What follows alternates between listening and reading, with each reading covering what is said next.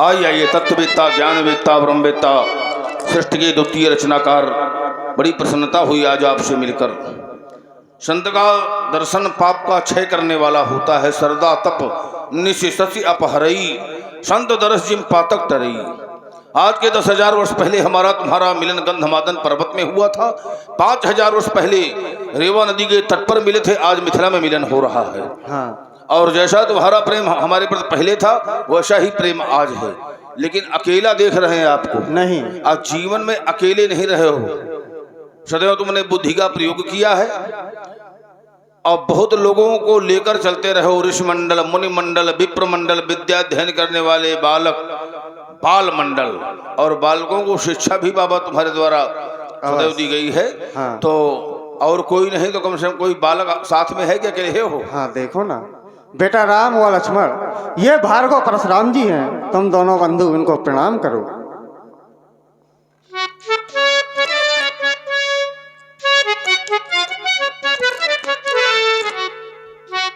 बाबा, इन बालकों ने दाहिने हाथ से दाहिने पग का स्पर्श किया है और बाएं हाथ से बाएं पग का स्पर्श किया है।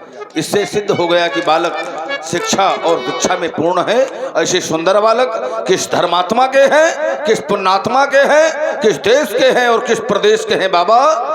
ये भाल विशाल तिलक गोरोचन, मंद मंद मुस्काते, इनकी अनुपम छटा देखी वो कोटि मनोजल जाते। इनकी अलकें झलकें न्यारी, जो मेरे मन को भावें। उपमा वर्णन करने में सारद भी सकुचावें। ये श्वेत बसन की कसन हसन लखी, तामिन भी सच्चाता। श्याम गौर शोभा निहारी, मन मेरा खिंचता जाता। ओ कौशिक हमें बताए देव, किस घर के ये उजियारे, और किस गोदी के लाल है ये, किसके हैं प्राण प्यारे। श्यामल गौर किशोर विश्वचित नेत्रम दाता, अलकावल से भ्रमरावल को लज्जित करने वाले कोट कोट कंदर्प दर्प दलनशील प्रतिभा संपन्न कुमारों का परिचय जानना चाहूंगा। परशुराम ने कहें। ये अयोध्या के राजा दशरथ के पुत्र हैं, जो ये सांवले वर्ण का है, इनका नाम राम है, और जो ये गौर वर्ण का है, इसका नाम लक्ष्मण है।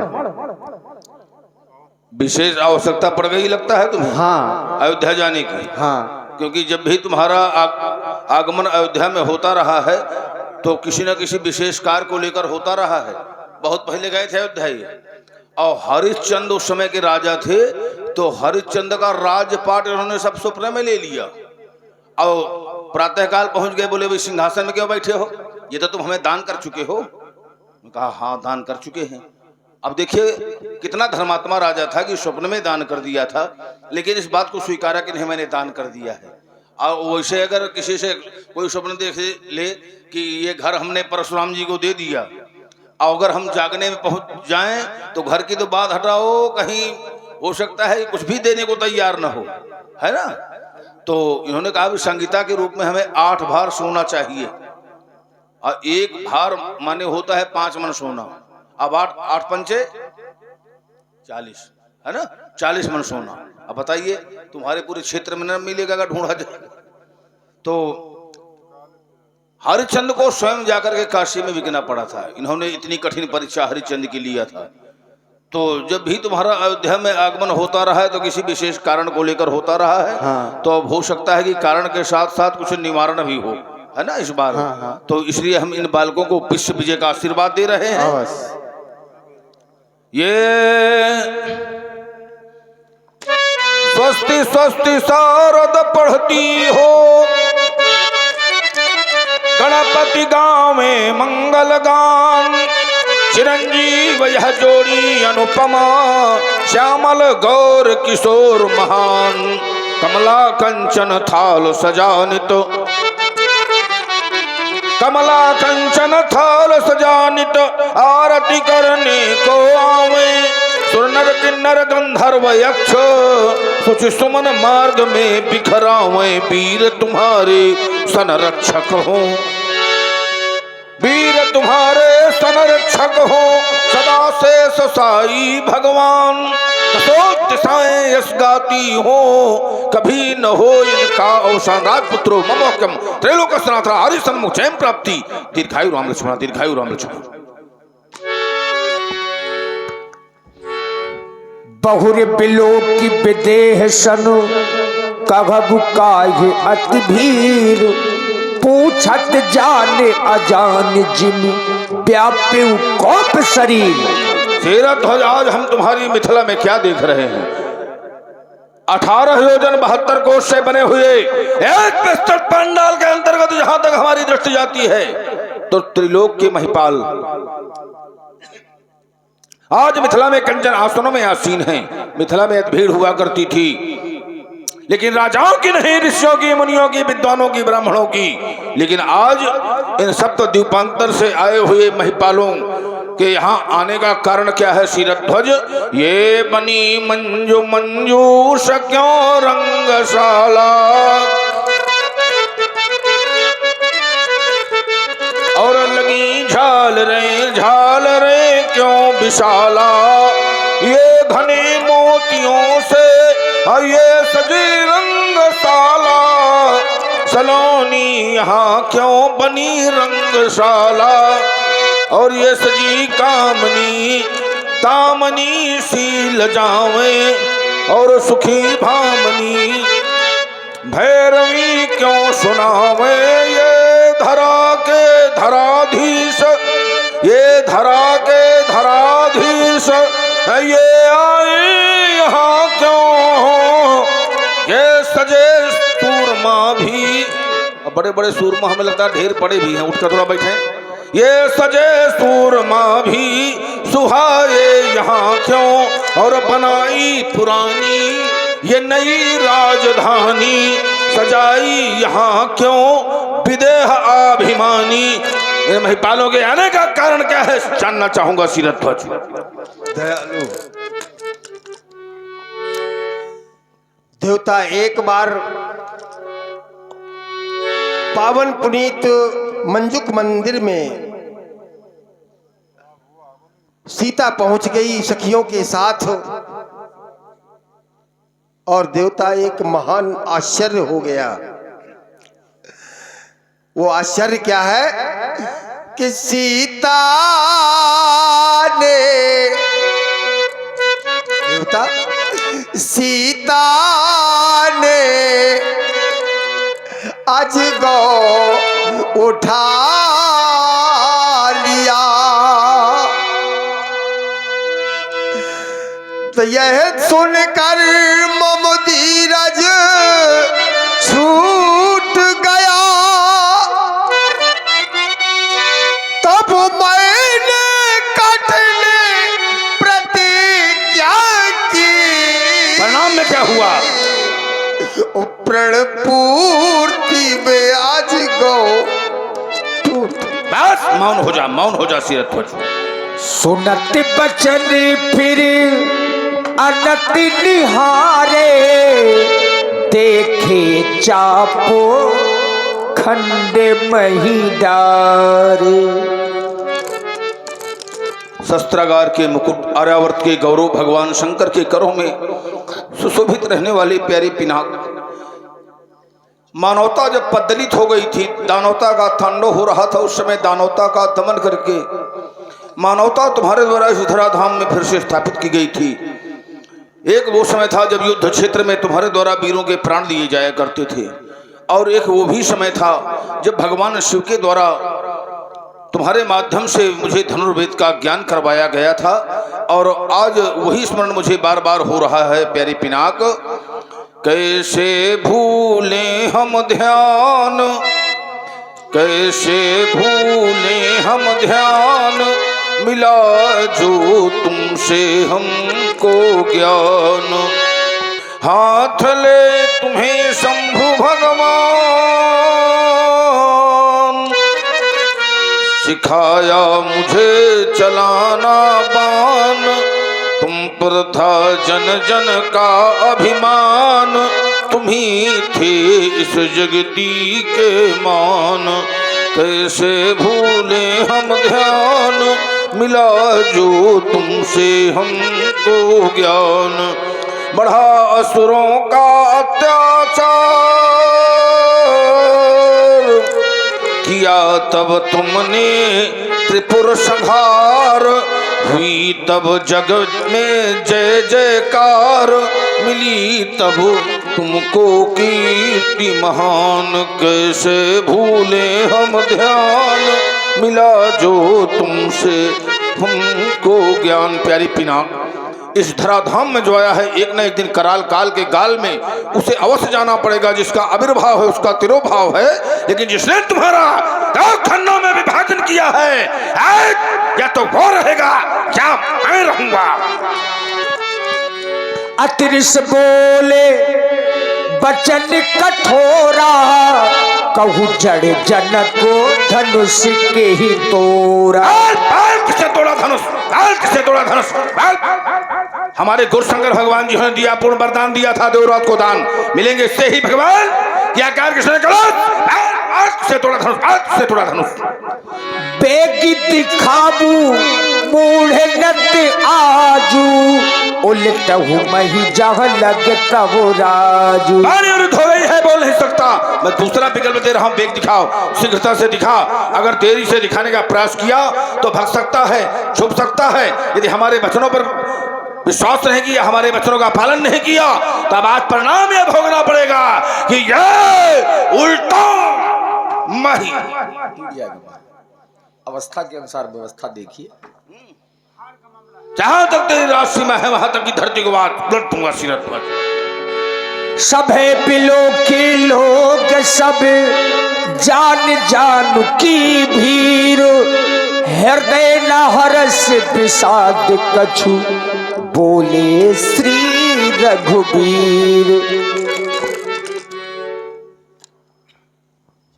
हे नाथ, भगवान शंकर के धनुष को और वही तोड़ सकता है जिस पर ऋषि मुनियों की कृपा होगी। धनुष तोड़ने वाला आपका कोई दास ही होगा। नाथ शंभो धनु भर जनुहारा, वही है क्यों एक दास तुम्हारा। आयस का है कहिए किन मोही, हाँ बार बारो विनवहु मुनि तो ही। कहे कहे महामुनि उस सेवक के लिए आज स्वामी की क्या आज्ञा है। सभी लोग भयभीत हो गए, किसी में साहस नहीं हुआ कि कोई हमारे समीप आ जाए। कोई नहीं आया तो तुम आए तो आज बहुत कुछ पाए। बोले श्री रघुबीर, आज श्री की प्राप्ति हो गई। और श्री पाने के लिए सब लोग दौड़ते हैं, केवल श्री के पीछे दिन रात लोग श्रम करते हैं। श्री नाम है लक्ष्मी जी का, और आज वो सहजता के साथ तुम्हें प्राप्त हो गई, क्योंकि हमारे वंश का ऐसा प्रभाव है। जब हमारे बाबा भृगुनेत्र देवों की परीक्षा लिया था, भगवान विष्णु के वक्षस्थल में चरण आघात किया था। भगवान विष्णु ने चरण पकड़ लिए थे, लक्ष्मी जी ने श्राप दिया कि भृगुवंशी ब्राह्मण निर्धन होंगे। तो हमारे बाबा भृगु ने कहा था, जो हमारे वंश वालों को दान देगा उसे 10 गुना धन अधिक प्राप्त होगा। तो ये हमारे वंश की आन है कि लक्ष्मी हमारे पीछे पीछे चलती हैं, और इसीलिए प्रायः लोग परशुराम जी को दान देते रहे हैं।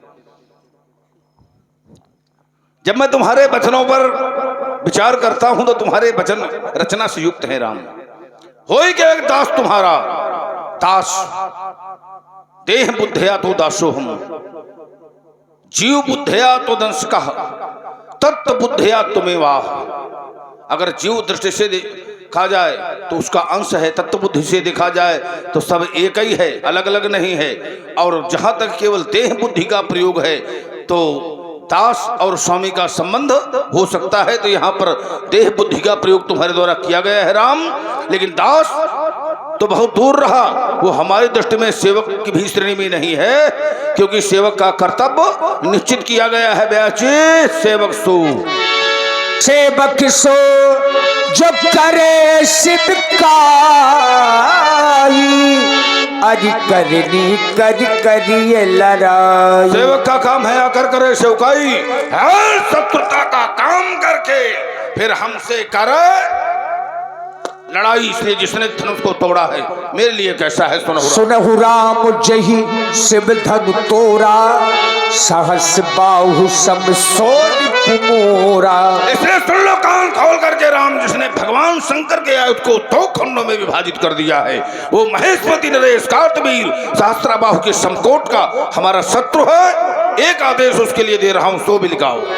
सो बिल गाऊ बिहाई समाजा नत मारे जई है सब राजा। सो बिल गाओ उसको अलग करो, और चाहे सो भी लगाओ सबसे अलग होकर वो आ जाए, समाज को छोड़ दे। ऐसा नहीं किया गया तो जितने यहाँ पर राजा हैं सबको हम दंडित करेंगे।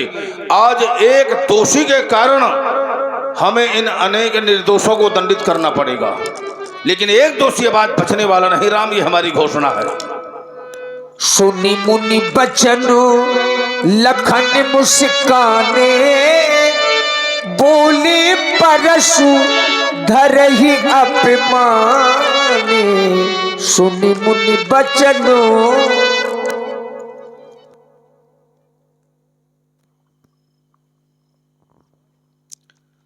सुना आप सभी लोगों ने धनुष तोड़ने वाले के विरोध में श्री परशुराम जी की एक घोषणा हो गई। जय शिवधनु तोरा सहस बाहु सम सोरिपु मोरा। जिस व्यक्ति ने धनुष का खंडन किया है वो धनुष तोड़ने वाला है कैसा? तो महात्मा परशुराम जी कह रहे हैं सहस बाहु सम सोरिपु मोरा। शास्त्रा बाहु के समान मेरा बैरी है, मेरा शत्रु है। मैं विचार करने लगा क्या धनुष तोड़ने वाले में और शास्त्रा बाहु में कोई समानता हो सकती है? क्या धनुष तोड़ने वाला जैसा है शास्त्रा बाहु भी वैसा था? तब तो इनका चिंतन ठीक कि सास बाहु समसो रिपु मोरा। विचार करें आप लोग, शास्त्रा बाहु मने एक अत्याचारी, शास्त्रा बाहु मने एक पापाचारी, शास्त्रा बाहु मने ब्राह्मणों का विरोधी और शास्त्रा बाहु मने सनातन का विनाशक। तो क्या धनुष तोड़ने वाला भी ऐसा है? नहीं। धनुष तोड़ने वाला कैसा है? धनुष तोड़ने वाला सदाचारी है। धनुष तोड़ने वाला ब्राह्मणों का भक्त है। धनुष तोड़ने वाला सनातन का पोषक है। धनुष तोड़ने वाला गुरुओं का आज्ञाकारी है। अब आप लोग विचार करें, एक है सदाचारी, एक है अत्याचारी, एक ब्राह्मणों का भक्त है और एक ब्राह्मणों का विरोधी है, एक सनातन का पोषक है और एक सनातन का विनाशक है। क्या दोनों में कोई समानता हो सकती है? लेकिन किस आधार परमात्मा परशुराम जी कह रहे हैं सास बाहु समसो रिपु मोरा? ये उनका कोई अपना एक मानक होगा कि किस आधार पर ये धनुष तोड़ने वाले में और शास्त्रा बाहु में समानता स्थापित कर रहे हैं। इन्होंने कहा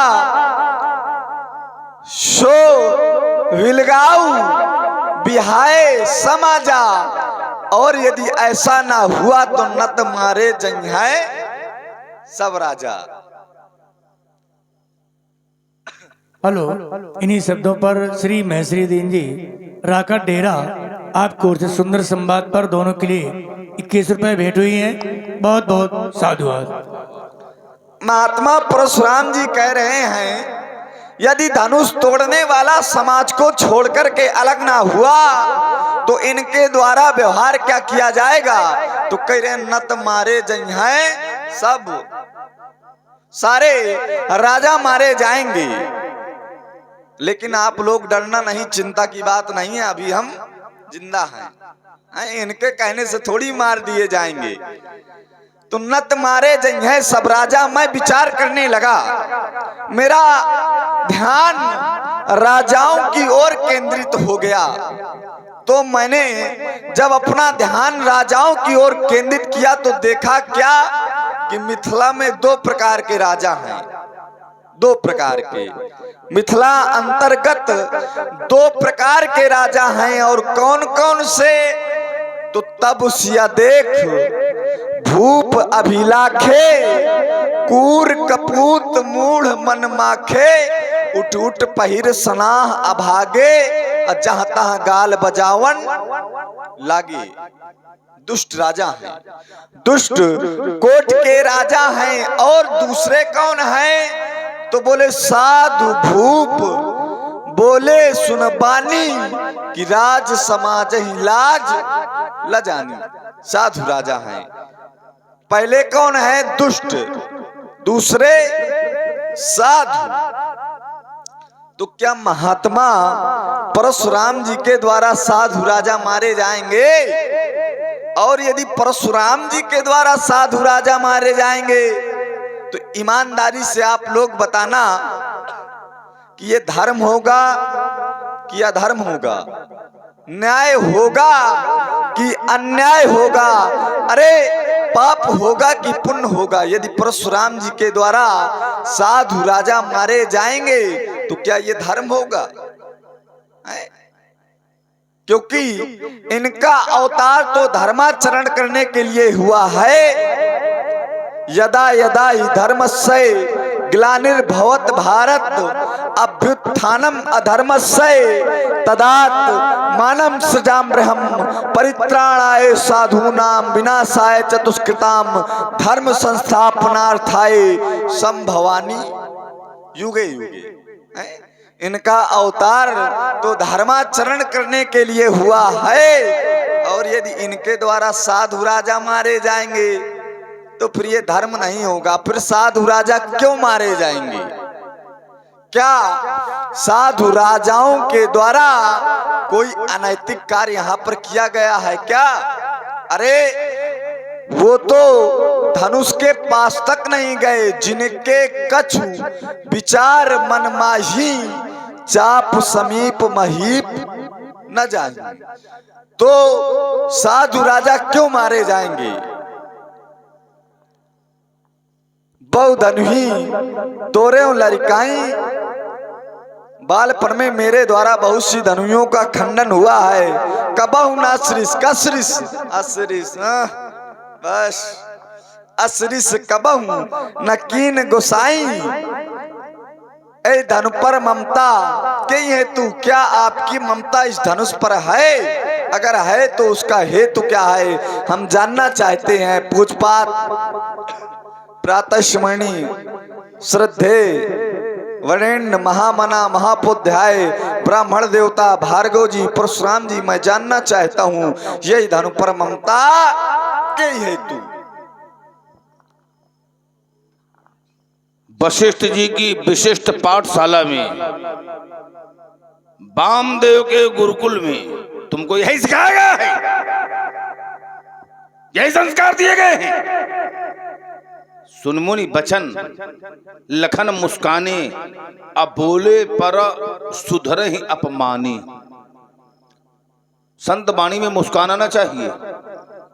रुद्रगणों ने देव ऋषि नारद की हंसी किया था, तब हरगन बोले मुस्काई, निज मुख मुकुर बिलो को हो जाई। नारद जी ने श्राप दे दिया था, हो निशाचर जाए तुम कपटी पापी दो, और हंसो हमें सो ले हो फल बहुर हंसो मुनि को।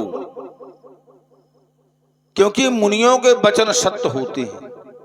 यह सब जगबाली का कही राखा, अदेव न मुधा होए मुनि भाखा। मुनियों की वाणी कभी असत्य नहीं होती है, सदैव सत्य वाणी होती है। और जहां पर सत्यता है तो वहां पर व्यंग्यात्मक मुस्काना और अपमानित वाणी का प्रयोग करना क्या संस्कार है, सभ्यता है ना? ये सर्वथा अनुचित है, अनैतिक है, नैतिक नहीं है। आइए जहां से तुम आरंभ हुए थे, सीधे मोहे से प्रारंभ हो रहे हैं। सहस्त्रबाहु के समकोट का धनु तोड़ने वाला कैसे? सहस्त्रबाहु अन्यायी अत्याचारी ना, ये तुमसे किसने बता दिया कि बहुत बड़ा अन्यायी ही था? बिल्कुल नहीं। जो ही मंत्रियों ने उसे सिंहासन में बैठाया तो उसने सिंहासन में बैठना स्वीकार नहीं किया। उसने कहा मैं पहले इतनी योग्यता प्राप्त करूंगा कि मैं इस पद का सही रूप से निर्वाहन कर सकूं। तो जो उनके कुल आचार्य गर्गाचार्य मुनि थे, उन्होंने कहा तुम सद्ध पर्वत में जाओ, वहां भगवान नारायण के अंश से उत्पन्न दत्तात्रेय मुनि निवास करते हैं, तुम जाकर उनकी आराधना करो। दत्तात्रेय मुनि कोई बहुत दूर के नहीं, चित्रकूट। जब अत्रि और उनकी पत्नी अनुसुईया के यहाँ त्रिदेव आए थे, ब्रह्मा विष्णु महेश, उन्होंने परीक्षा लिया था तो उन्होंने त्रिदेवों को बालक बना दिया था। तब उन लोगों ने कहा था कि हम अपने अंश से एक एक पुत्र देंगे। भगवान विष्णु के अंश से दत्तात्रेय मुनि, ब्रह्मा जी के अंश से चंद्रमा और भगवान शिव के अंश से दुर्वासा मुनि हुए थे। यही चित्रकूट में। तुम लोग गए हो चित्रकूट के? नहीं गए हो? आए हो? अच्छा, सब लोग आए हो, ठीक। तो वो सद्ध पर्वत में निवास करते थे। तो सहस्त्रबाहु ने 10,000 वर्ष तक दत्तात्रेय मुनि की सेवा किया। तब एक साथ उसे 12 वरदान प्राप्त हुए। कौन कौन से वरदान? अघ रहित यानी पाप रहित, ऐश्वर्य शक्ति और जिससे प्रजा का पालन हो, औरों की मन की बात जानूं, युद्ध समय सहस्त्र भुजाएं हों, रण में न कोई जीत सके, सर्वत्र गति अव्याहत हो, सोचे प्रजा अधर्म तो भय हो मेरा, तत्काल धर्म निवारण हो, श्रेष्ठ अतिथि की प्राप्ति निरंतर। अतिथि यानी जो अचानक तुम्हारे घर में कोई आ जाए, जिसके आने की कोई तिथि निश्चित ना हो और अचानक कोई आ जाए, उसे कहा जाता है अतिथि। तो अतिथि सेवा बहुत आवश्यक है। श्रेष्ठ अतिथि की प्राप्ति निरंतर, अब बध विश्व विजेता वीर से हो, कुमार्ग में यदि जाऊं कभी तो उपदेश तुरंत सन्मार्ग का हो, निरंतर दान करने के लिए मांगा। और कुछ लोग ऐसे होते हैं कि जीवन में कहो दान न दे तो मरने के बाद जानते हो उनको भी सीधे नरक में डाला जाता है। तो इसलिए दान करना बहुत आवश्यक होता है समय में। तो निरंतर दान ना धन अभाव, और सोचूं तो धन अभाव दूर हो, और अव्याहत गति का कंचन विमान, अब ब्राह्मण चरणों में भक्ति हो। बताइए वरदान उसका कोई अनुचित था क्या? सब वरदान अच्छे मांगे थे। अब उसने अहंकार में आकर के, देखिए जब हमारे पिताजी ने उसका आतिथ्य सत्कार किया सेना समेत कामधेनु के प्रभाव से, उसने सोचा कि ये व्यवस्था इतनी सुंदर राजप्रसादों में उपलब्ध नहीं है जो जंगल में एक ऋषि के द्वारा की गई। तो उसने कामधेनु को दान में मांगा, नहीं दिया तो बलात् कामधेनु को लेकर जाने लगा, पाप में पहुंच गया, अन्याय। इम कुपंत पग देत खगेशा, और रह न तेज तन बुद्धि बल लेसा। जब व्यक्ति कुमार्ग में चला जाता है तो बुद्धि बल तेज सब उसका समाप्त हो जाता है। तो वही कार्य उसने किया कुपंथ की ओर, और उसका विनाश हुआ। आज जब तक सुपंथ में रहा तब तक उसका कोई बाल बांका नहीं कर पाया। तो सदैव हम तो कहते हैं सुपंथ में रहो, कुपंथ की ओर न जाओ। ठीक है, तुम्हारे वंश में सब लोग ब्राह्मण भक्त रहे हैं, कोई ब्राह्मणों से विवाद थोड़े करते रहे हैं। अब अगर फिर उसी मार्ग का अनुकरण कर रहे हो तो समझ लेना उससे कल्याण होने वाला नहीं है।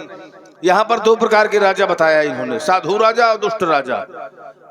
लेकिन जब हमारा यहाँ पर आगमन हुआ तो इन समस्त राजाओं में हमने एक ही भाव गुण देख लिया, हमें सब एक ही रूप में दिखाई पड़े। कैसे? देखत भृगुपति वेश कराला, और उठे सकल भय विकल भुआला, विद समेत कह कह निज नामा, लगे करण सब दंड प्रणामा। देख महीप ये सकल सब चाने, अब बाज झपट जनु लवा लुकाने। जैसे बाज पक्षी के आ जाने पर लवा यानी बटेर छुप जाता है। बटेर होता है ना छोटा सा पक्षी, तुम लोगों को खेतों में मिलता होगा चारा काटने में, है ना? है छोटा सा होता है पक्षी, अब देखिए संख्या में चाहे 1 लाख बटेर बैठे हों, लेकिन उनके लिए एक है बाज बहुत होता है, जिसको चाहेगा उसी को पकड़ करके दबाकर चल देगा पंजा में। तो उसी तरह ये संख्या में राजा यहाँ बहुत हैं, लेकिन इनके लिए हम अकेले बहुत हैं। भविष्य पुराण के अनुसार भारत भूमि में केवल 60 लाख राजा थे। कितने राजा? 60 लाख। अब विश्व में कितने राजा थे कोई सीमा नहीं, और यहाँ संपूर्ण विश्व के महिपाल एकत्र हैं, लेकिन हम अकेले इन सब लोगों के ऊपर भारी पड़ रहे हैं। बहुत धनुही तोड़ी लड़काई, बचपन में बहुत सी धनुइयां तुम्हारे द्वारा तोड़ी गई। लड़काई का अपराध क्षम्य होता है। लड़काई में अपराध हुआ था तो उस समय बुद्धि का संचार पूर्ण रूप नहीं हो पाता। गर्भाधान संस्कार, इसके पश्चात जन्म, और फिर 5 वर्ष तक लड़काई, फिर किशोरावस्था, युवावस्था, और इसके पश्चात वृद्धावस्था, और फिर मृत्युवस्था। ये शरीर की जो है 7 अवस्थाएं होती हैं। कितनी होती हैं? 7 अवस्थाएं शरीर की होती हैं। और फिर मृत्यु जो है जन्म के में लीन हो जाता है, जन्म के बाद फिर वही क्रम लगा रहता है। तो लड़काई अवस्था 5 वर्ष तक मानी जाती है, और उस समय व्यक्ति अबोध होता है, इसलिए उसके गुण दोषों पर विचार नहीं होता। बाल दोष गुण गण ही न साधु, यानी बालक के दोष की तो बात हटाओ, गुणों को भी साधु लोग ध्यान नहीं देते, और हम साधु हैं। तो इसलिए उस समय हमने क्रोध ऐसा नहीं किया था। ममता, ये धन पर ममता के हेतु ममता को वासना माना गया है। पुण्य ममता जवास बहुताई, बलु है नार से पाई। और हमारी इस धनुष के प्रति उपासना है, और उपासना में तुम वासना का दर्शन करवा रहे हो, इसलिए रे पालक काल बस धनुहिसम, ये त्रिपुरार धनु, ये विदित सकल संसार। एक स्थान पर हम गए थे तो वहां पर लिखा था सावधानी हटी तो दुर्घटना, है ना? तो थोड़ा सावधानी से चलिए। अब आप लोग अपने कान जरा हमारी तरफ करें। प्रवचन करना बहुत सरल होता है, यदि कथा वस्तु और विषय वस्तु का तदात्म स्थापित ना हो तो 2 घंटे का प्रवचन किसी मतलब का नहीं होता। इन्होंने कहा कि सुन मुनि बचन लखन मुस्काने, तुम्हारे द्वारा संत की हंसी की जा रही है।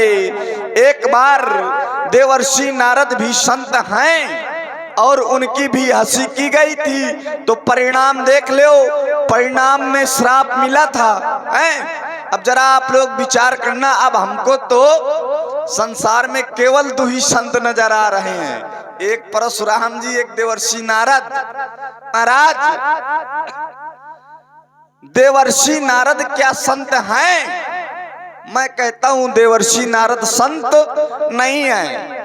आप उनको मुनि कह सकते हैं, आप उनको ऋषि कह सकते हैं, लेकिन देवर्षि नारद संत नहीं है। परशुराम जी, क्या परशुराम जी संत हैं? आप कह रहे हो संत की हंसी कर रहे हो, तो क्या आप संत हो क्या?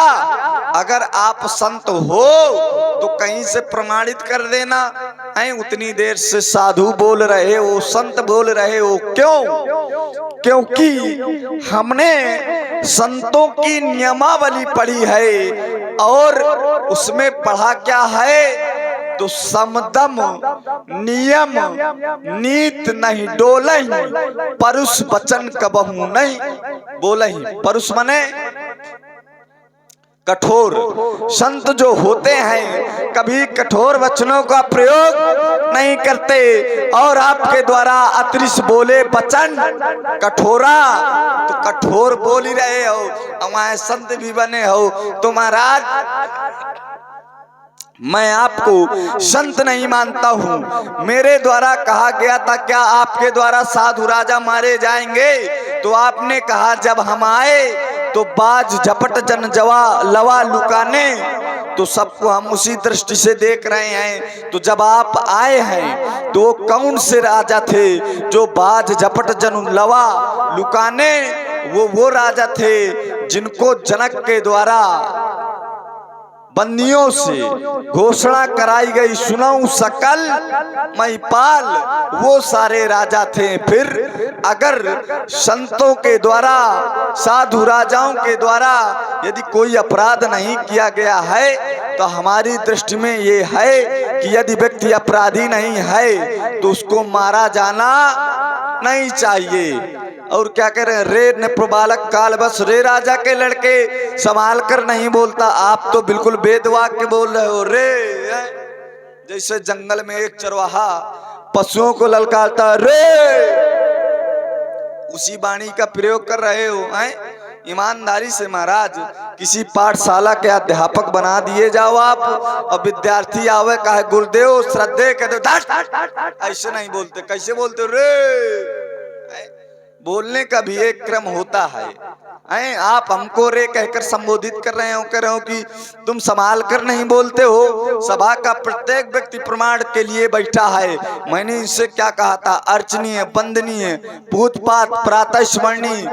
हम कहते हैं अर्चनीय तो कहते हो संभाल कर नहीं बोलता, हम कहते हैं वंदनीय तो कहते हो संभाल कर नहीं बोलता, और तुम तो बिल्कुल बेदवाक्या बोल ही रहे हो। समस्या है। अगर किसी दूसरे को कहो तो पहले अपने को देखना चाहिए, है ना। एक उंगली जब आप किसी की ओर करते हैं तो बाकी जो 3 उंगलियां होती हैं हमारी ओर आती हैं। तो पहले खुद को देखो, पहले खुद को देखो, उसके बाद हमको देखो। आपने कहा कि वो शास्त्र बाहु शुरू से अत्याचारी नहीं था। विषय ये नहीं है कि शुरू से अत्याचारी था कि नहीं था। ऐसे तो बहुत से लोग हैं जो शुरू से अत्याचारी थे, बाद में सदाचारी हो गए। और ये सिद्धांत भी है, सट सुधरई सत्संगत पाई। तो ऐसा नहीं है महाराज कि जो अत्याचारी है तो वो सदाचारी नहीं हो सकता, जो सदाचारी है वो अत्याचारी नहीं होता। इसलिए जितना बोलो विचार कर बोलो, सोच कर बोलो, अब कम बोलो। बिल्कुल कम बोल रहे हैं, नहीं कम बोलो, नहीं बोल जाओ। अपनी ओर ध्यान रखो, कम खाओ गम खाओ। देखिए सहस्राबाहु के द्वारा केवल एक भूल हुई थी कि उसने कामधेनु गौ का बलात्कार किया। कामधेनु दैवी संपदा है और ये धनुष भी दैवी संपदा है, तो वहां भी दैवी संपदा में आघात हुआ है, यहां भी दैवी संपदा में आघात हुआ है। और जब कोई दैवी संपदा में आघात करने लगता है तो उसका विनाश निश्चित है। जैसे कभी कभी आप लोगों ने देखा है किसी मंदिर में है जो है कुछ ना कुछ भूमि लगा दी जाती है। अब बहुत से ऐसे लोग होते हैं कि कहो उसी को हड़प करने लगे तो उनका विनाश भी प्रारंभ हो जाता है। तो इसलिए दैवी संपदा में कभी भी क्षति नहीं व्यक्ति को पहुंचाना चाहिए। जिन लोगों ने आज तक मंदिरों में चोरी किया है और आकर तीर्थ में पाप किया है, ये भी तीर्थ है आज, तो निश्चित है कि उनका विनाश हुआ है। क्या कह रहे हो कि नारद जी संत नहीं थे? तत्काल प्रमाण दे रहे हैं। नारद देखा विकल जयंता और लागी दया कोमल चित्त संता। हरि अनंत हरि कथा अनंता, कहें सुने बहुविधि सब संता। ठीक है, हमारे लिए भी आगे प्रसंग आएगा। इन्हें न संत विदूषण का जबरदस्ती, जब पता नहीं है तो कम से कम थोड़ा बुद्धि का प्रयोग करो। है बिल्कुल अपने पिताजी की तरह न बोलो, बाप का पूत सवार का घोड़ा ना ज्यादा था थोड़ा में थोड़ा। सब राजा यहां पर दंडित किए जाएंगे। कह रहे हो निर्दोष को मारना ना चाहिए। यही बात तो हम भी कह रहे हैं कि धनुष का दोष क्या था, निर्दोष को ना मारना चाहिए। तो इस धनुष के द्वारा तो धर्मवानों की रक्षा की गई, इसके द्वारा अधर्मियों का दमन हुआ है, अत्याचारियों का दमन हुआ है, सज्जनों की रक्षा हुई है, दुर्जनों का विनाश किया गया है। तो जिसके द्वारा धर्म की स्थापना की जाए, अधर्मियों का विनाश किया जाए, अब वो भी धर्मवानों के लिए, तो धर्मवानों का ये कर्तव्य बनता है कि उसको मार दिया जाए। इस धनुष का क्या दोष था? और आज इसलिए हमने ये घोषणा किया है कि नत मारे जई हैं सब राजा, कि अगर एक नहीं मिला तो एक के कारण आज अनेक महिपाल हमारे द्वारा दंडित किए जाएंगे, और जब एक ओर से सबको मारेंगे तो जब आगे वाले को लोग देखेंगे कि किस प्रकार से परशुराम जी दंडित कर रहे हैं, और अगले क्रम में इसी प्रकार हमें भी मारेंगे, तो मारे भय के कोई न कोई राजा बता देगा कि मैंने नहीं तोड़ा, अमुक ने तोड़ा है। तो आज हम उसे जान कर रहेंगे कि इस धनुष का किसके द्वारा खंडन हुआ है, और जब जान लेंगे तो मान लेंगे, क्योंकि इस धनुष से मानवता की रक्षा हुई, सारे संसार की रक्षा हुई, और सारे संसार के द्वारा यह पूजित है। मैं दो धनुषे दिव्य लोका भी पूजते, ये समस्त लोकों के द्वारा पूजनीय धनुष था। आगे क्या है? स्वयं बलवती मुख्य निर्मिते विश्वकर्मणा। अब जानते हो किस विश्वकर्मा के द्वारा बनाया गया था? नाना के आगे ननियवरी की बातें न चलेंगी, तो अष्टा नामक विश्वकर्मा के द्वारा। तो जो संसार के द्वारा पूजित हो तो क्या उसको समझ लेना, भी चल जाएगा। बहुत बढ़िया सुनाते हो, रुक जाओ, एक होना चाहिए, रुक जाओ। आए प्रवचन बहुत बढ़िया करते हो महाराज, अब प्रवचन ही कर सकते हो। देखो अन्य राजकुमार मिला करें तो घुमा दिया करो, जब हम मिला करें तो बिल्कुल बुद्धि स्थिर करके किया करो, जो भी किया करो। बड़े भाग से रुक जाओ, रुक जाओ। क्या कह रहे हो कि जैसे कोई मंदिर की संपदा होती है, उसमें कोई जमीन लगा देता है और कोई मंदिर को नष्ट करता है, कोई मंदिर को नष्ट करता है तो लोग विरोध करते हैं। बहुत बढ़िया, मैं आपकी बात स्वीकार, अरे ऐसा ना करो नहीं तो अब देखो इनका। मैं आपकी बात मान रहा हूं कि मंदिर में कोई जमीन लगा देता है, अगर मंदिर को कोई क्षति पहुंचाता है तो लोग क्या करते हैं? विरोध। ये कौन कह रहा है? लखनलाल को जल्दी न मरवा डालना। काहे उसके पीछे पड़े हो हैं? अभी हमारा तुम्हारा हो रहा है, ये टूटा है, और जो इसको तोड़ डाला तो हम साइड में हो जाएंगे, कमेटी से होने लगेगा। तो ऐसा ना करो, अवस्था देख के व्यवस्था करो। ठीक, आपके द्वारा, रुक जाओ, ज्यादा बीच में ना बोलना, हाँ नहीं समझ लेना, बिल्कुल विचार करना आप लोग। ये कह रहे हैं विश्व धरोहर है, विश्व में पूजनीय था, ठीक। अब मंदिर की एक तरफ इन्होंने मंदिर का विषय रखा, तो अच्छा ईमानदारी से बताना, मिथिला है ज्ञानियों की समाज, पुर नर नार सुभग सुचि संता और धर्मशील ज्ञानी गुणवंता। मिथिला क्या है? ज्ञानियों की समाज है। क्या ज्ञानियों की समाज में कोई अनुचित कार्य हो सकता है? पहली बात, क्या ज्ञानियों की समाज में कोई अनुचित कार्य हो सकता है? नहीं हो सकता। चलो ये भी मान लो कि अनुचित कार्य जनक ने करवा दिया, ठीक, उसका निज स्वार्थ था। ईमानदारी से आप लोग बताना कि यदि यहां पर धनुष को तोड़ करके अनुचित कार्य किया गया होता तो क्या यहां धनुष तोड़ने वाले की जय जयकार हो रही होती? बोलेंगे?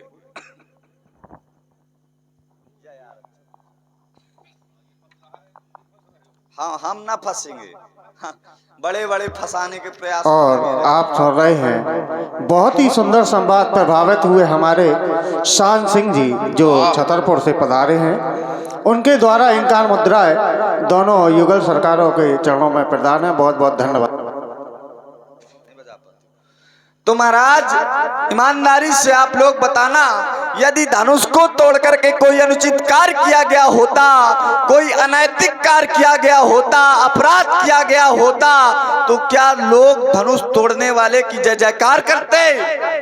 ना, निंदा करते। और यहाँ हो क्या रहा है?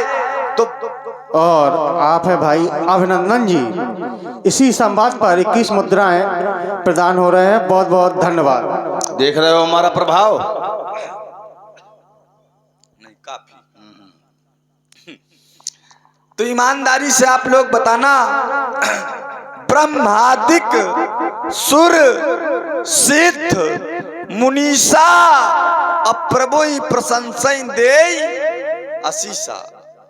अगर धनुष को तोड़ करके अनुचित कार्य किया गया होता महाराज, तो फिर धनुष तोड़ने वाले की प्रशंसा नहीं हो रही होती, धनुष तोड़ने वाले की जय जयकार नहीं हो रही होती, यानी धनुष तोड़ने वाले ने धनुष को तोड़ करके अच्छा किया है, तभी तो लोग जय जयकार कर रहे हैं, तभी तो लोग प्रशंसा कर रहे हैं। अरे समाज में कोई एक अनुचित कार्य हो जाए तो विरोधों के स्वर उठ जाते हैं, और इतना बड़ा कार्य कर डाला गया मिथिला में, यदि ये अनुचित होता तो क्या लोग विरोध न करते? और किसी ने विरोध किया हो, किसी ने, बस केवल एक प्रमाण दे देना, आपकी बात स्वीकार कर ली जाएगी। आपने कहा मेरे लिए मुझको संत नहीं मान रहे हो, और आगे कहा जाएगा भविष्य देखे बैठे हो। अरे हम सब जानते हैं बेटा। रुक जाओ, इतने बड़े भविष्य के ज्ञाता हो तो धनुष तोड़ने वाले को जान ले, जब सब जानते हो जाने लेंगे, काहे पूछ रहे हो? जान लेंगे, बता दो फलाने, तुम बता दो, जनक से पूछ रहे हो, पहले उठाओ, फिर राम जी से पूछ रहे हो, फिर कह रहे हो कि कोई तो बता दो, नहीं अलग कर दो, तो काहे पूछ रहे हो? रुक जाओ, फंसा करो तो बीच में ना बोला करो। इतने बड़े भविष्य के ज्ञाता हो तो फिर जान जाओ, काहे पूछ रहे हो? आपने कहा संत, मैंने एक अर्धाली पढ़ी थी कि परुष वचन कबहू नहीं बोले। संत जो होते हैं वो कभी कठोर वचनों का प्रयोग नहीं करते। अब देखो, एक और पढ़ रहा हूँ, तुम्हारे जैसे मनमुखी बात नहीं करता हूँ, जो भी बात करता हूँ प्रमाणित करता हूँ। जैसे चंदन है एक संत, संत का ना तो कोई शत्रु होता है और ना कोई मित्र होता है। अब ये कैसे संत है कि ये शत्रु? सास बाव समसोरी पुमोरा, तो कैसे मान ले? अब हमारी बात सुनो ध्यान से। देखिए, हम केवल संत भर नहीं हैं, अयम ब्राह्मण अयम छात्रम, हम जन्म से ब्राह्मण हैं, कर्म से क्षत्रिय हैं। शांत भेष करनी कठिन, अब बरन न जाए स्वरूप, अधारी मुन तर जनु पीर रस आयो जहाँ सब भूप। हम मुन के साथ साथ वीर भी हैं। तो ये क्या है? विशेषांक है ना। जैसे जब तुम पढ़ाते हो और परीक्षा पत्र जब मिलता है तो लिखा रहता है ना विशेषांक, तो यहाँ विशेषांक लगा हुआ है। केवल मुनि भर नहीं है, साधु भर नहीं है, उसके साथ साथ वीर भी हैं। धनुषर कर कुठार कल कांधे। कोई साधु तुम्हें इस प्रकार मिलेगा क्या कि फरसा हाथ में लिए होगा, धनुष बाण लिए होगा ना। केवल हम ऐसे हैं, जन्म से ब्राह्मण कर्म से क्षत्रिय, रक्षिता स्वस्य धर्मस्य स्वजनस्य च रक्षिता, वेद वेदांग तत्वज्ञ धनुर्वेदे च निष्ठिता। तो हम शास्त्र बल और शस्त्र बल दोनों में प्रवीण हैं, ये ध्यान रखना। ज्ञानियों का समाज है और सब लोगों के द्वारा समर्थन समर्पण किया जा रहा है। लेकिन एक बात सुन लो, कोई विरोध में नहीं आए, विरोध में केवल हम हैं, लेकिन हम अकेले सबके ऊपर भारी पड़ रहे हैं। सुर मुनि नाग नगर नर नारी, और सोचे है सकल त्रास उर भारी। जिन लोगों ने समर्थन किया था उन सबके हृदय में भारी भय उत्पन्न हो गया है, ये ध्यान रखना। उन्होंने सोच लिया है कि परशुराम जी के वचन सत्य होंगे, धनुष तोड़ने वाला परशुराम जी के कोप का भाजन बनेगा, हमारे वचन सत्य नहीं हो पाएंगे, हम रक्षा करने में सामर्थ्यवान नहीं है, इसलिए भय उत्पन्न है सबके हृदय में। तो इससे अनुमान लगाओ कि सब लोग हमारे वचनों का पालन कर रहे हैं, हमारे वचनों पर विश्वास कर रहे हैं। और जब इतने समाज के लोग, सूर्य यानी देवता, मुनि, यहाँ के निवासी, और इन सब लोगों ने हमारे वचनों का पालन कर लिया कि परशुराम जी के वचन सत्य होंगे, धनुष तोड़ने वाला बचेगा नहीं। तो जब सब लोग, समाज हमारे वचनों का पालन कर रही है, तो क्या समाज से बड़े हो गया? इतने वयोवृद्ध है यहाँ पर, महात्मा है, देवता है, ना सब लोग ये स्वीकार कर रहे हैं कि परशुराम जी के वचन सत्य होंगे। तो तुम्हें भी स्वीकार करना चाहिए भाई। देवताओं का प्रमाण पत्र तुम दे रहे हो, ब्रह्मादिक सुरसिद्ध मुनीषा, पता है, उन्हीं लोगों की बात हम कर रहे हैं कि वो तो बात नहीं, वो बात हमारी स्वीकार कर रहे हैं। जो पहले उन्होंने आशीर्वाद दिया था, उन्होंने वो सोच लिया कि हमारा आशीर्वाद मिथ्या हो जाएगा।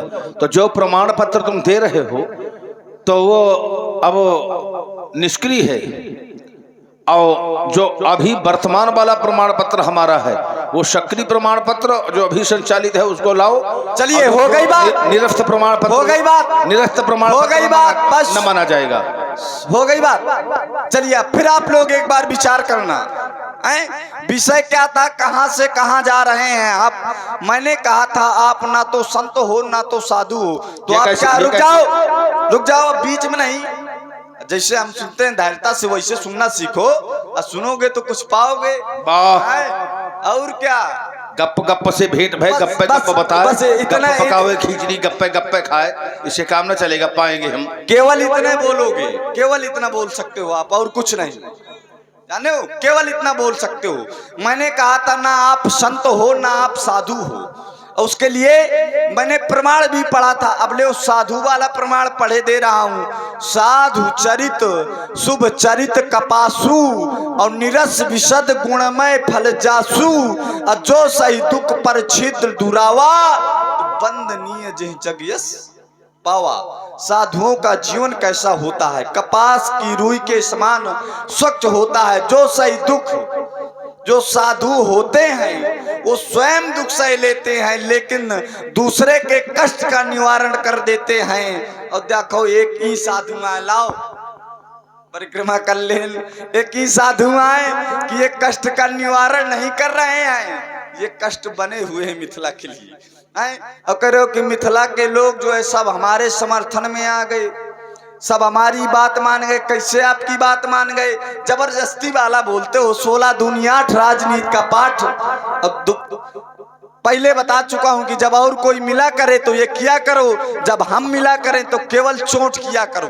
बड़े भाग से मिले, रुक जाओ, गोल गोल केवल गोला में तुम केवल तो सब लोग सुनो, सब लोगों को थोड़ी मिल पाते हैं, हर जगह सुलभ भी नहीं। और आप हैं भाई श्री रघुनाथ जी रामायणी, इनके द्वारा 51 मुद्राएं इसी संवाद पर प्रदान हो रहे हैं। बहुत बहुत धन्यवाद, साधुवाद। देखिए करे सारे लोगों ने मेरी बात स्वीकार कर ली।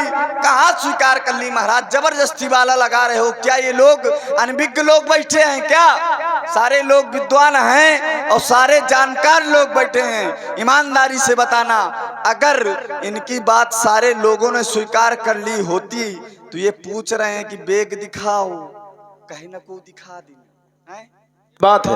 रुक जाओ, अगर आपकी बात सारे लोगों ने स्वीकार की होती तो आपने जब पूछा जनक से तो क्या वो बता ना देता है? तुरंत जनक जी के द्वारा बता दिया जाता। कह रहे मैं विरोध कर रहा हूं, मैं भी तो कह रहा हूं, केवल आप कर रहे हो और आप भी ना करो। और आप इसलिए कर रहे हो क्योंकि जानते नहीं हो, और जब जान जाओगे तब मान जाओगे। बोलना चाहेंगे क्या? मात पिता की वरण हेतु हम महाराज धरे चरण में मात। एक नाम रघुनाथ है, दूजा त्रिभुवन नाथ। धन्य है तुम्हारे माता पिता जिन्होंने तुम्हारा नाम रघुनाथ रखा है। क्या बात? अब पहले लोग ऐसे ही नाम रखा करते थे, रघुनाथ, राम नारायण, रामदास, शिव नारायण, देव नारायण। अब तो टिंकू, पिंकू, बबलू, झबलू, गोलू, रुक जाओ, खोलू, नामों में विषयांतर मत करो। अरे बता रहे हैं पहले नाम में क्यों जा रहे हो? भगवत नाम से संबंधित लोग नाम रखा करते थे। ठीक है, नाम विशेष रूप भी नहीं जाने, करतलगत न पर ही पहचाने। अब आइए, मैंने नाम जानना चाहा राजा जनक से। क्यों? कि देखिए ही रूप नाम आधीना, रूप ज्ञान नहीं नाम बिना, यानी नाम के अधीन रूप होता है। जैसे जिस व्यक्ति को आप जानते हैं नाम, और उसका केवल नाम का आप चिंतन करेंगे तो उसके रूप का प्रतिबिंब तुम्हारे सामने आ जाएगा।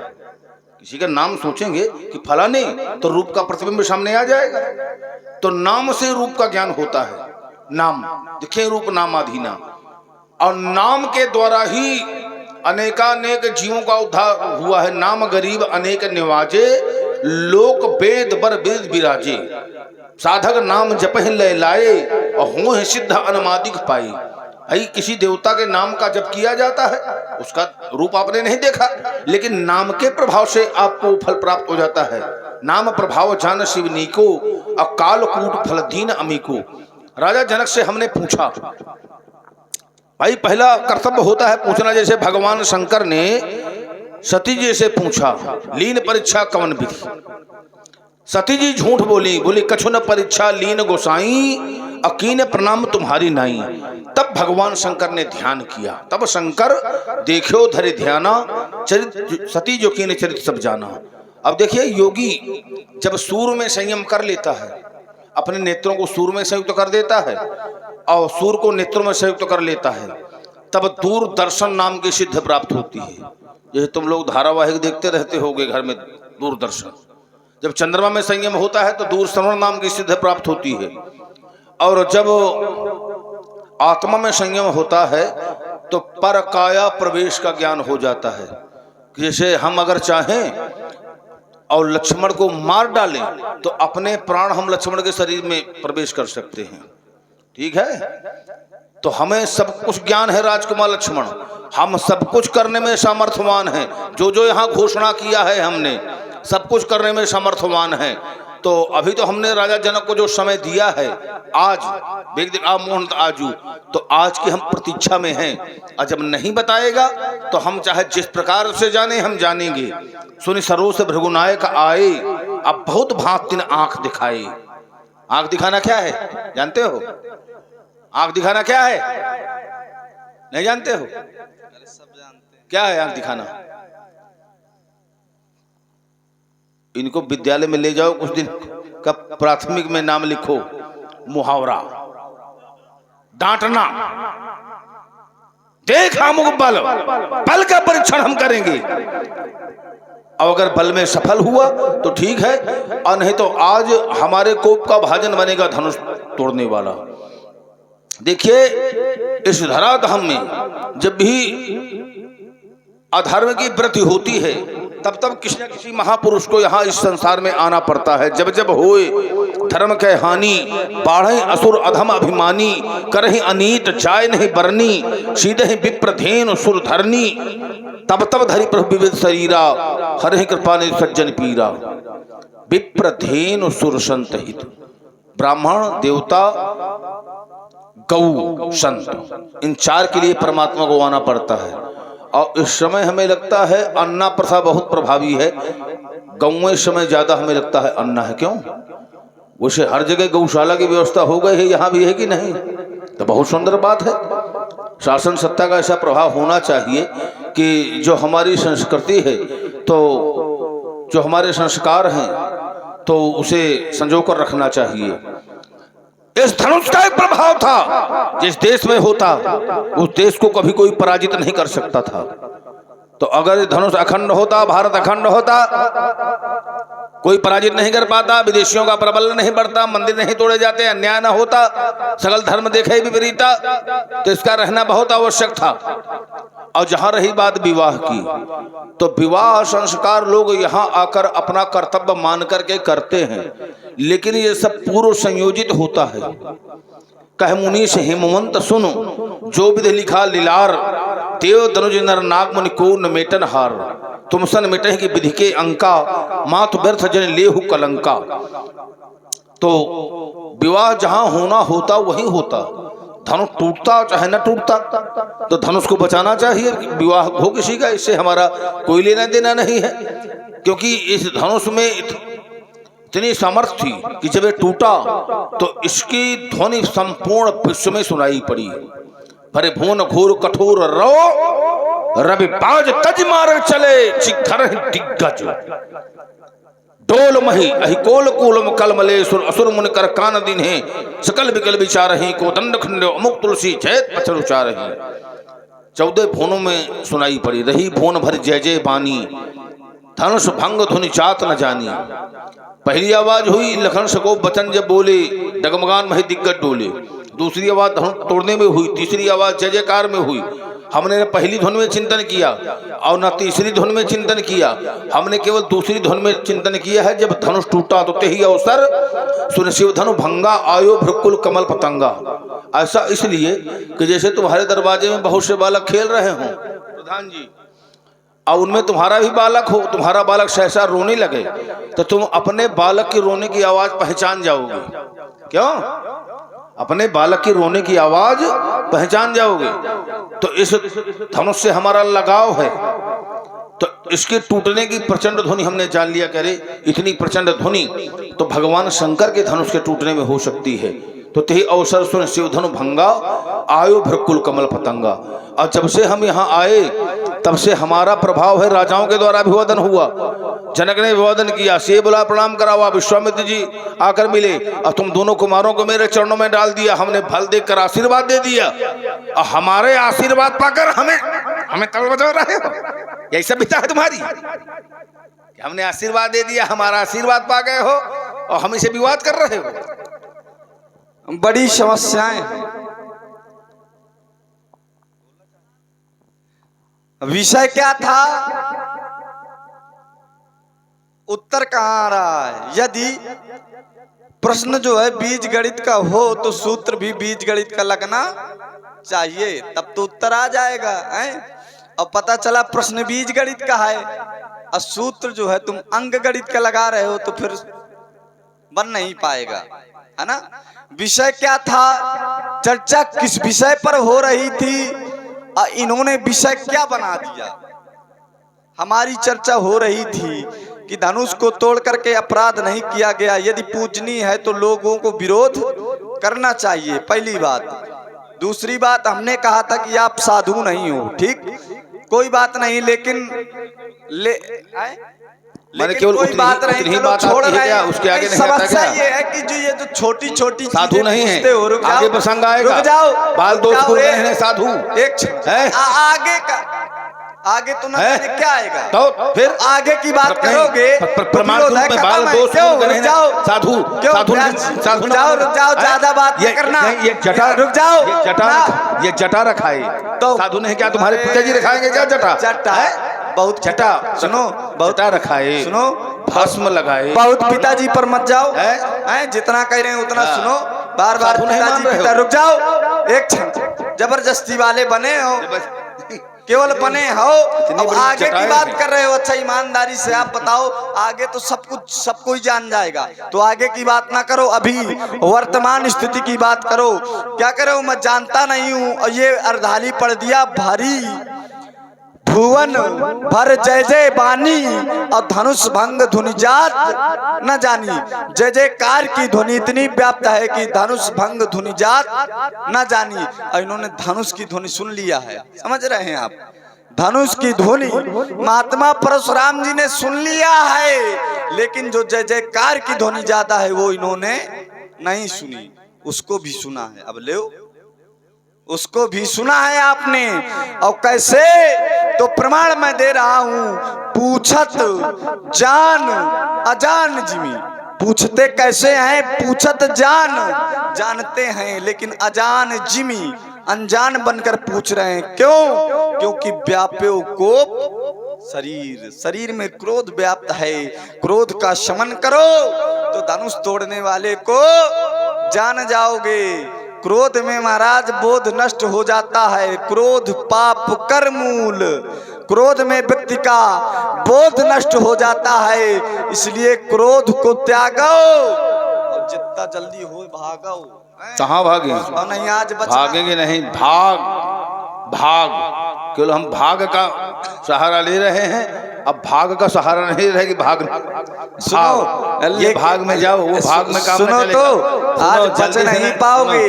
जैसे कहा कि ये आपने एक विषय और रखा जो है कि हमारी माता गई परीक्षा लेने, उन्होंने कहा कछु न परीक्षा लीन गोसाई और कीन प्रणाम तुम्हारी नहीं। आपके जैसे मैंने भी प्रणाम किया, तो जैसे तुम्हारी माता जी झूठी हैं वैसे तुम भी झूठे हो। सुनो, वैसे आप भी झूठे हो। अभी थोड़ी देर बाद पहले क्या कह रहे थे कि सारे लोग मेरी बात मान रहे हैं, और जब हमने कहा कि कहाँ मान रहे हैं तो फिर उत्तर नहीं आया, तो वैसे झूठे हो जैसे तुम्हारी माता जी झूठी हैं। तो सुनो, ये इधर पहले सुनो, देखिए क्या दिखाना चाहते हैं आप, हैं दिखाने आए हैं क्या? जब कह रहा हूं, जब कहूं बोलो तो बोलो, और जब कहूं चुप तो चुप। अब हम माता सती हम कितनी धैर्यता से सुनते हैं, ईमानदारी से आप बताइए। हो गई बात, थोड़े में जानिए सैनी, थोड़े माँ जान है सयानी। देखिए माता सती जी उस समय परमात्मा की माया से प्रेरित थी। बहुर राम माया सिरनावा, अब प्रेरित सती जी झूठ कहा हुआ, तो वहां माया का प्रभाव था। अब वो माया कोई साधारण माया नहीं थी। सो हरि माया सबगुण खानी, अशोभा ता उसकी जाई बखानी। वो साधारण माया नहीं थी, परमात्मा की माया थी, नारी विष्णु माया प्रकट। तो वहां माया का प्रभाव था। जैसे नारद जी मोह के वशीभूत हो गए थे। अब मोह के कारण नारद जी विवाह करना चाहते थे, तब विवाह मैं चाहूं कीन्हा, अब प्रभु के ही कारण करें न दीन्हा। तो वहां केवल मोह था नारद जी का, और माया का भी प्रभाव हो गया था। और जब हरि माया दूर निवारी, और नहीं तह रमा न राजकुमारी, तब मुनि अति सभीत हरि चरना, और गहे पाहि प्रणतारित हरना। जब माया समाप्त हो गई तो नारद जी का ज्ञान जो है उसी प्रकार दृढ़ हो गया कि अरे मैं कहाँ भटक गया था, क्या करने जा रहा था। तो वहां माया का प्रभाव था सती जी के ऊपर, उसलिए ऐसा हुआ। लेकिन सती जी का जो अनुराग था भगवान शंकर के प्रति वो अटल था। जब दक्ष यज्ञ में गई और वहां उन्होंने देखा क्या कि कतहु न दीग शंभु कर भागा, तब चित चढ़ो जो शंकर कहू, अब प्रभु अपमान समझ उर्दहु। उन्होंने सोचा कि पिता मंदमति है, इसलिए भगवान शिव की निंदा कर रहा है, और जो मेरा शरीर है दक्ष शुक्र से संभूत है, इसलिए मैं अपने शरीर को ही नहीं रखूंगा। तजिहों तुरत देह ते हेतु, और उर्धर चंद्र मौल वृष केतु। और अनुराग इतना बड़ा था कि सती मरत हरिशन बर मांगा, और जन्म जन्म शिवपद अनुरागा। और तेहि कारण हिमगिर ग्रह जाई, और जन्मी पार्वती तन पाई।